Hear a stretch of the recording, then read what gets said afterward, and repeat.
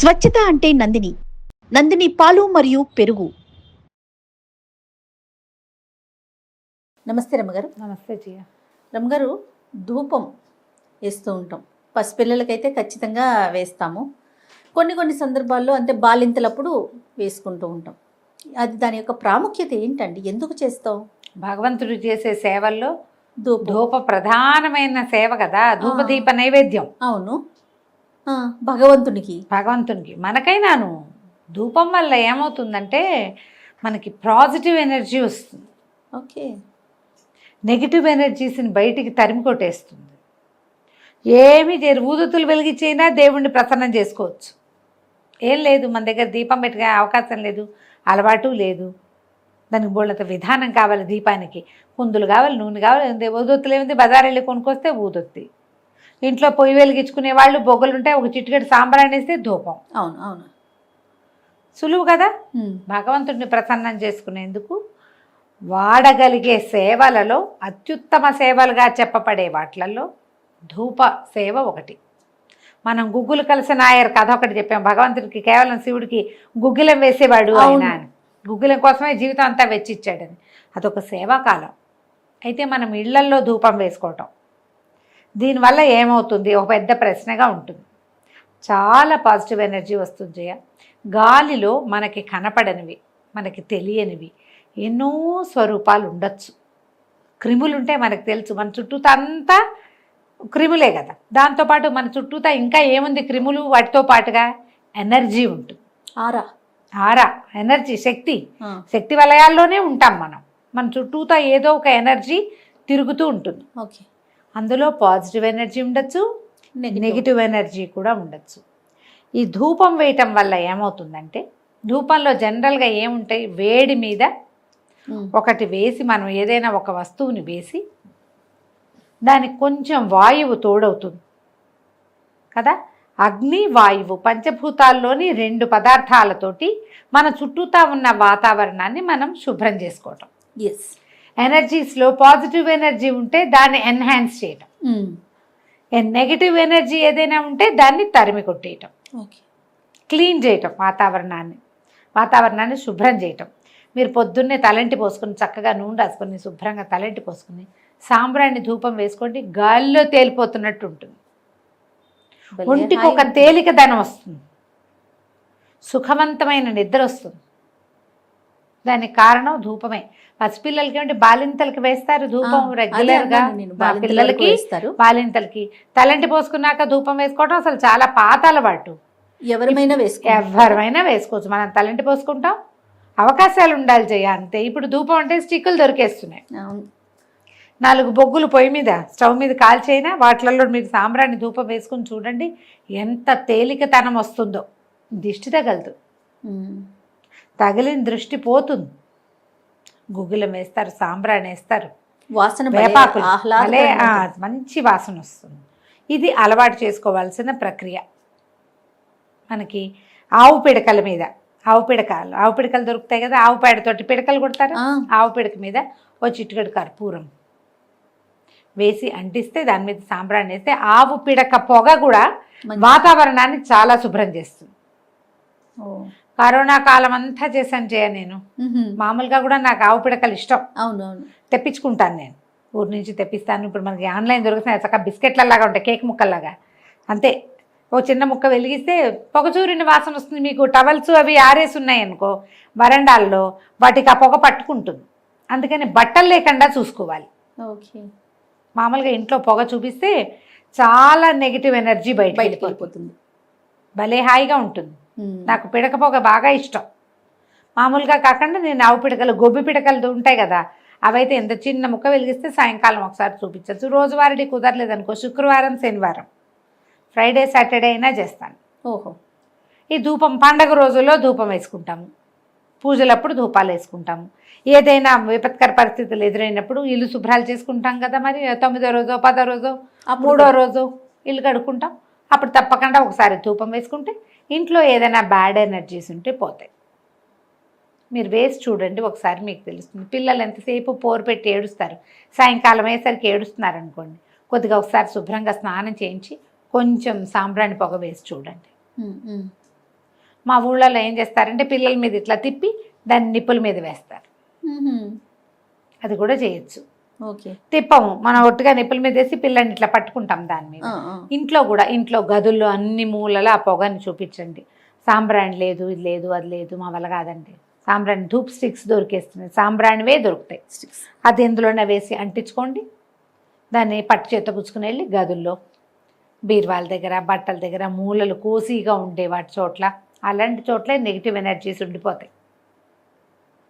ఇల్లంతా చూపించడం, వాకిలి వైపుకి చూపించుకోవటం, చూపిస్తే ఈ ధూపం వల్ల ఇంట్లో ఒక తేలికతనం వస్తుంది. మీకు ఏదైనా మీకు తెలియని సమస్యలు, ఒక రకమైన నస, విసగట, తరచూ కొట్లాటలు అలాంటివి ఉంటే మీరు భగవంతుడి దగ్గర దీపం, సాయంకాలం దీపం పెట్టుకుని ఈ ధూపం దేవుడి దగ్గర చూపించి ఆ ధూపాన్ని పట్టుకెళ్ళి ఇల్లంతా చూపించుకుని చూడండి. సాయంకాలం మంచిదంటారా మీ ఉద్దేశం? సాయంత్రం చాలా మంచిది ఇంట్లో చూపించడానికి. సాయంకాలం వేళ మంచిది. అసలు కొందరు ఇళ్లలో సాంబ్రాణి కడ్డీలు వెలిగిస్తారు, అవి ఇళ్లల్లో చూపిస్తారు. మామూలు అగరబత్తులు వెలిగించుకుంటారు, అవైనా చూపించండి. సాంబ్రాణి అయితే ఇంకా విశేషం, చేయగలిగితే గనక. పిల్లలకి, చిన్నపిల్లలే, మరి చట్టి పిల్లలు కాకపోయినా ఒక 4-5 ఏళ్ళు వచ్చినా, 10 ఏళ్ళు వచ్చినా తలంటి పోసుకున్న రోజున తప్పకుండా శనివారాలు ఎప్పుడో తల రుద్దుతాం కదా, బలవంతం చేస్తాం, అప్పుడు పొగ కూడా వేసి చూడండి. పిల్లల్లో ఎనర్జీ లెవెల్స్లో డిఫరెన్స్ వస్తుంది. ఇది పాత పద్ధతి అయినా ప్రూవెన్ మెథడే పాతకాలంలో. అయితే ఈ పిల్లలకి వేసేటప్పుడు తలుపులన్నీ వేసేసి పొగంతా పిల్లలకి పట్టించేసేద్దాం అనుకోకండి, లంగ్స్లోకి పోతుంది, చాలా ప్రమాదం. ఈ నిప్పుల మీద వేసేటప్పుడు పిల్లల్ని పట్టుకునేటప్పుడు అప్పుడు జాగ్రత్త. మొత్తం ఇట్లా ముసుగేసి ఆవిరి పట్టినట్టు పొగ పేల్చకూడదు, మన ఒంటికి తగలాలంతే. అది ఇంట్లో అట్లా అలుముకోవాలి తప్ప అది మనకే లోపలికి పట్టించేసామంటే లంగ్స్ వాడైపోతాయి. అంత పొగ మంచిదైనా పొగ మంచిది కాదు, ఎంత మంచిదైనా పొగ అంత మంచిది కాదు. అట్లా చేయకూడదు, మొత్తం అంతా లోపలికి పీల్చుకోవటము అవి చెయ్యొద్దు, చేయకూడదు, జ్ఞాపకం పెట్టుకోండి. అది ఎంత మట్టుకు వాడాలో అంతే వాడాలి. ఇంత పోసేసి ఇల్లంతా మబ్బులుగా చేసేయకూడదు. రమ్మగారు సాంబ్రాణి ఓకే, ఇది ఓకే. సాంబ్రాణి కాకుండా ఇంకేం వేయచ్చు రమ్మగారు? మామూలుగా సాంబ్రానే వేసుకుంటారు జయ. దీన్ని ఏం చేస్తారు, దాంట్లో ఏమైనా కలుపుతారా? అంటే పల్లెటూళ్ళ వెంట కొంచెం రకరకాలు, అంటే ఈ దిష్టిలు అవి పోవటానికి ఏవో కొన్ని రకాల పద్ధతులు చేస్తారు. కానీ వాటికంటే వేపాకులు వేసుకోవచ్చు జయ. సాంబ్రాణి విత్ వేపాక, వేప పొడి సాయంకాలాలు వేసుకునేటప్పుడు ఈగలు దోమలు పోవడానికి వేప పొడి వేస్తారు. ఘాటుగా రాదా? కొంచెం వస్తుంది. మనం ఇల్లు చూపిస్తాం కదా, ఇల్లు క్లీన్ చేయటానికి కదా, అందుకే కదా ఇది పీల్చొద్దు అని చెప్పేది. అదేలే, ఏదో లైట్ గా మనకి తగిలితే ఓకే అని తీసుకోకూడదు. ఓకే. దేవుడి గదిలో ధూపం వేస్తారా, ఆ మబ్బులు చీల్చుకుని దేవుడు మనకేసి చూడాల్సి వస్తుంది. అంత చేయబోకండి.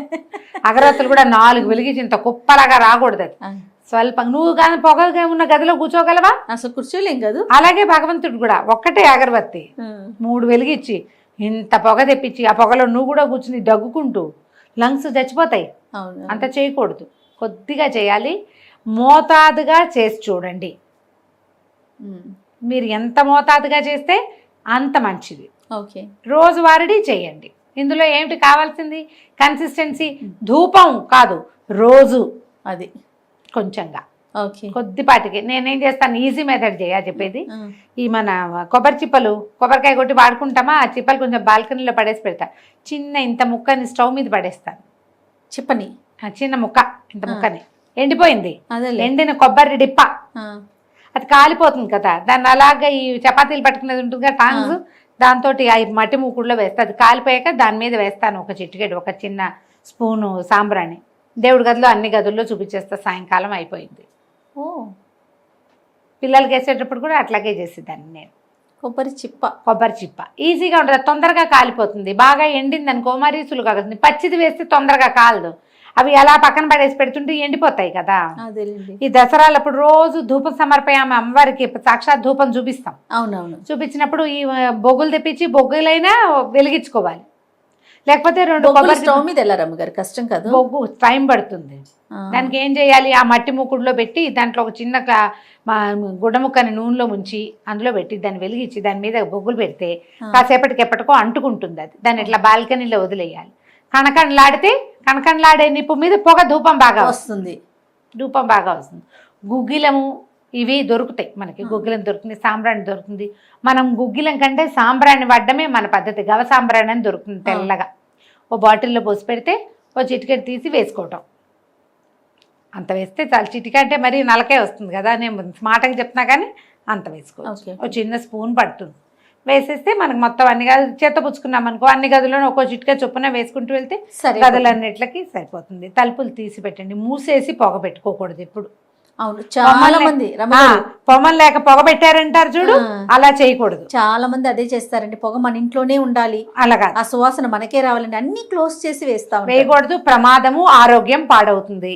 రైట్, అలా చేయకూడదు. తలుపులు తెరిచి ఉంచండి. పొగ బయటికి వెళ్తే పొగతో పాటు నెగిటివ్ ఎనర్జీస్ వెళ్ళిపోతాయి, బయటికి పాజిటివ్ ఎనర్జీ పోదు, పాజిటివ్ ఎనర్జీ పెరుగుతుంది. నెగిటివ్స్ పారిపోదలుచుకుని బయటికి పారిపోతాయి. మనం మూసుంచితే ఈ లోపలే అవి లోపలే ఉండటంతో పాటు పొగ ఉండిపోతుంది కదా. అవి లోపల ఉంటాయి ఉండవు పక్కన పెట్టండి, పోతే పోతాయి, కానీ పొగ ఉంటుంది, అది మనం పోతాం దాంతో. అది చేయకుండా ఇలా చేసి చూడండి. సాయంకాలం ప్రతిరోజు ఒక అగరబత్తి వెలిగించి, దీపం పెట్టకపోయినా సరే దేవుడి దగ్గర చూపించి ఇంట్లో 4 పక్కలా తిప్పండి. కనీసం ధూపం నేను చెప్పినట్టే వేయగలిగితే కనుక అప్పుడప్పుడు పండగ రోజుల్లో, పర్వదినాల్లో అలాంటప్పుడు వేసుకోండి, పనిచేస్తుంది అది తప్పకుండా. నమస్తే. నమస్తే జీ.